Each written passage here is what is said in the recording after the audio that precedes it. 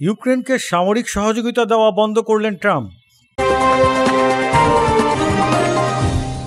ইউক্রেনকে এবার সামরিক সহযোগিতা প্রদান সাময়িক সময়ের জন্য বন্ধ করে দিয়েছেন যুক্তরাষ্ট্রের প্রেসিডেন্ট ডোনাল্ড ট্রাম্প। হোয়াইট হাউসে ইউক্রেনের প্রেসিডেন্ট ভলোদিমির জেলেনস্কির সঙ্গে বাকবিতণ্ডার পর এই সিদ্ধান্ত নেন তিনি।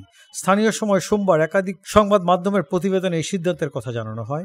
ফক্স নিউজের প্রতিবেদনে বলা হয়, যতক্ষণ না ট্রাম্প মনে করেন দেশটির নেতারা শান্তির প্রতি অঙ্গীকারের সদিচ্ছা দেখাচ্ছেন, ততক্ষণ পর্যন্ত সহযোগিতা বন্ধ থাকবে। ট্রাম্প প্রশাসনের এক কর্মকর্তাকে উদ্ধৃত করে ফক্স নিউজ বলেছে, এটা স্থায়ীভাবে সহযোগিতা বন্ধ নয়, এটি সাময়িক সময়ের জন্য। যুক্তরাষ্ট্রের যেসব সামরিক সরঞ্জাম এখন ইউক্রেনে নেই, সেগুলি এই সাময়িক সহযোগিতা বন্ধের আওতায় পড়বে। এর মধ্যে রয়েছে উড়োজাহাজ বা জাহাজে ইউক্রেনের পথে রয়েছে এবং ইউক্রেনের প্রবেশের অপেক্ষায় পোল্যান্ডে রয়েছে সেসব অস্ত্র।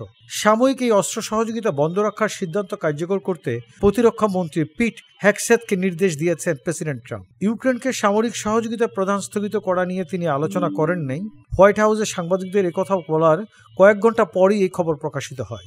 তবে সাংবাদিকদের ট্রাম্প বলেছেন, ওয়াশিংটনের সহযোগিতা বিষয়ে জেলেনস্কির আরও কৃতজ্ঞ হওয়া উচিত। রাশিয়ার বিরুদ্ধে প্রায় 3 বছর ধরে চলা যুদ্ধে ইউক্রেনে কয়েকশো কোটি ডলারের সহযোগিতা দিয়েছে যুক্তরাষ্ট্র।